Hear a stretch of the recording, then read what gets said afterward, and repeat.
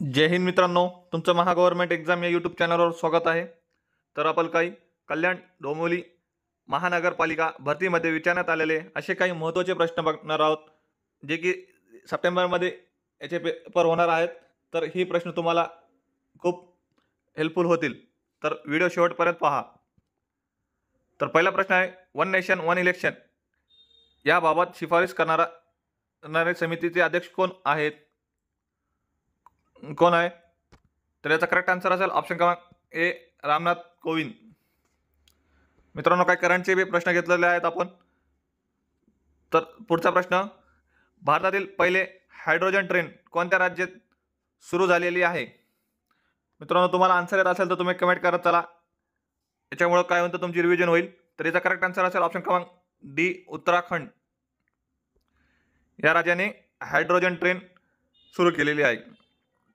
पुढचा प्रश्न, ई श्रम पोर्टलचे उद्दिष्ट काय आहे? काय आहे? तर असंघटित कामगारांचे नोंदणीकरण. ऑप्शन क्रमांक सी याचा करेक्ट आन्सर असेल. पुढचा प्रश्न, अग्नि प्राईम ही कोणत्या प्रकारचे शस्त्र प्रणाली आहे? कोणत्या प्रकारची आहे?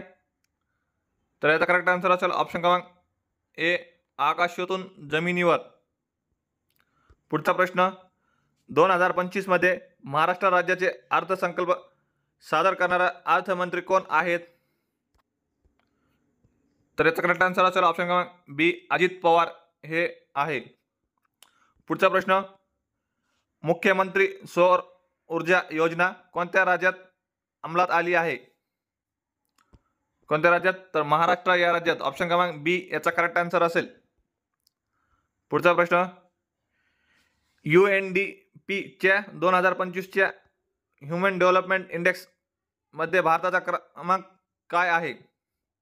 कितव्या क्रमांकावर आहे भारत? तर याचा करेक्ट आन्सर असेल ऑप्शन क्रमांक ब, 121 क्रमांकावर आहे. पुढचा प्रश्न, महाराष्ट्र महानगरपालिका अधिनियम कधी लागू झाला? कोणत्या वर्षी लागू झालेला आहे?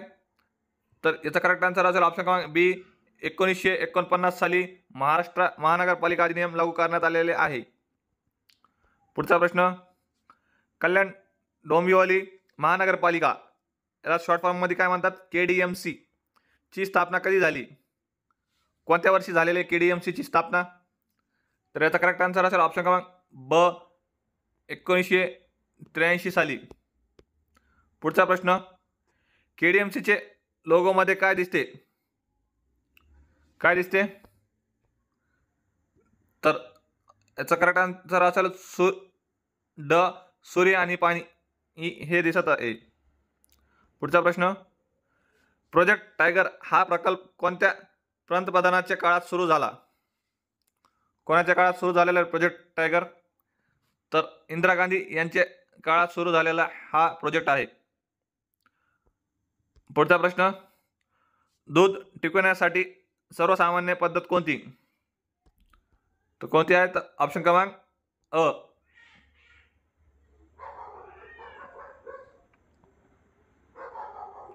पुढचा प्रश्न, देवधर ट्रॉफी कोणत्या खेळाशी संबंधित आहे? कोणत्या खेळाशी संबंधित आहे देवधर ट्रॉफी? तर क्रिकेट या खेळाशी संबंधित आहे. ऑप्शन क्रमांक क याचा आन्सर यायला पाहिजे मित्रांनो. पुढचा प्रश्न, खापरखेड एकलहेरे हे औष्णिक विद्युत प्रकल्प कोणत्या राज्यात आहे? कोणत्या राज्यात आहे? तर महाराष्ट्र या राज्यात आहे. 2 ऑक्टोबर हा महात्मा गांधीजींचा जन्मदिन कोणत्या दिवस म्हणून साजरा केला जातो? कोणत्या दिवस म्हणून साजरा केला जातो? तर याचा करेक्ट आन्सर असेल ऑप्शन क्रमांक बी, आंतरराष्ट्रीय अहिंसा दिन. पुढचा प्रश्न, अनाथांची माय म्हणून ओळखले जाणारे सिंधुताई सपकाळ खालीलपैकी कोणत्या संस्थेशी निगडीत आहे? तर याचा करेक्ट आन्सर असेल ऑप्शन क्रमांक सी, मुक्ती सदन केळगाव पुणे.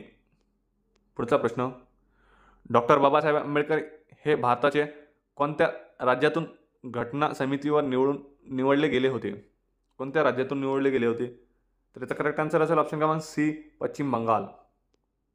पुढचा प्रश्न, व्यक्तिगत जीवनात मी अस्पृश्यता मानणार नाही या आशयाचे निवेदन अस्पृश्यता निवारण परिषदेत कोणी मांडले? तर याचा करेक्ट आन्सर असेल ऑप्शन क्रमांक ए विराज शिंदे. पुढचा प्रश्न, इसवी सन 1935 मध्ये मोजरी येथे गुरुकुंज आश्रमाची स्थापना कोणी केले? कोणी स्थापन केले होते? तर याचा करेक्ट आन्सर असेल ऑप्शन क्रमांक सी राष्ट्रसंत तुकडोजी महाराज.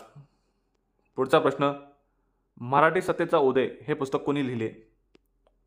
कोणी लिहिलेलं आहे मराठी सत्तेचा उदय? याचा करेक्ट आन्सर असेल ऑप्शन क्रमांक डी न्यायमूर्ती रानडे. पुढचा प्रश्न, देशातील डॉक्टर बाबासाहेब आंबेडकर यांचा सर्वात उंच पुतळा कुठे आहे? कुठे आहे? तर याचा करेक्ट आन्सर असेल ऑप्शन क्रमांक ए हैदराबाद या ठिकाणी सर्वात मोठं उंच पुतळा आहे. पुढचा प्रश्न, हिंदुत्व ही जितकी स्पृश्यांची मालमत्ता आहे तितकीच ही अस्पृश्यांची आहे असे कोणी म्हटले? तर याचा करेक्ट आन्सर असेल ऑप्शन क्रमांक ए डॉक्टर बाबासाहेब आंबेडकर यांनी म्हटले होते. पुढचा प्रश्न, बाबा आमटे यांचं पूर्ण नाव काय आहे? काय आहे बाबा आमटे यांचं पूर्ण नाव? तर याचा करेक्ट आन्सर असेल ऑप्शन क्रमांक ए मुरलीधर देवीदास आमटे. पुढचा प्रश्न, सातारा सरकारी हायस्कूलमध्ये सन 1900 मध्ये कोणी प्रवेश घेतला? कोणी घेतले होते प्रवेश? तर याचा करेक्ट आन्सर असेल ऑप्शन क्रमांक डी डॉक्टर बाबासाहेब आंबेडकर यांनी. पुढचा प्रश्न, खऱ्या अर्थाने महात्मा गांधीजींचा भारताच्या राष्ट्रीय क्षितिजावर कोणत्या साली उदय झाला? काय असेल याचं उत्तर? ऑप्शन क्रमांक बी 1919.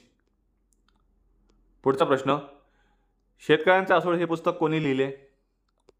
खूप सोपा प्रश्न आहे. तर याचा करेक्ट आन्सर असेल ऑप्शन क्रमांक बी महात्मा फुले. पुढचा प्रश्न, पहिले स्त्री कादंबरीकार कोण आहे? तर याचा करेक्ट आन्सर असेल ऑप्शन क्रमांक सी साळूबाई तांबवेकर.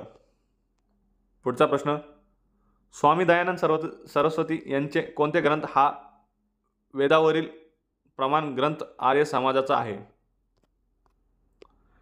याचा करेक्ट आन्सर असेल ऑप्शन क्रमांक सी सत्य अर्थ प्रकाश.